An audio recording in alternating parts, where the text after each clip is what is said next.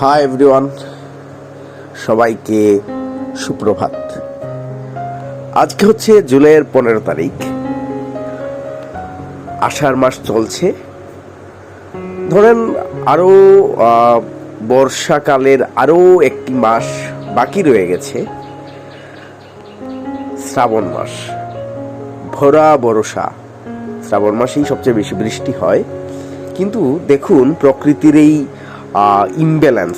প্রকৃতির ইমব্যালেন্সের কারণে এখনই ফুটে উঠেছে শরতের শিউলি ফুল।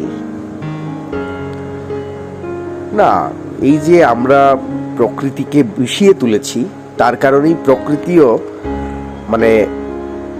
ঠিকঠাক রিলেট করতে পারছে না কখন কি ঘটাবে, কখন কি ঘটবে সেটাও সে বুঝতে পারছে না। আমার কাছে তাই মনে হলো। বাদবাকি আমি জানি না আপনাদের কেমন মনে হয়। তবে আমি যেহেতু প্রকৃতি প্রেমী, তার জন্য, এবং শিউলি ফুল যেহেতু আমার ভীষণ প্রিয়, 1 মাস আগে ফুটেছে, যেটা 1 মাস আরো পরে ফুটলেও চলতো, বা 1 মাসের পরে ফোটা উচিত। শরৎকালেই শিউলি, এটা আমরা জানি, কিন্তু বর্ষাকালে যে শিউলি ফুল ফুটে সেটা আসলেই চাক্ষুষ, এটাই প্রমাণ।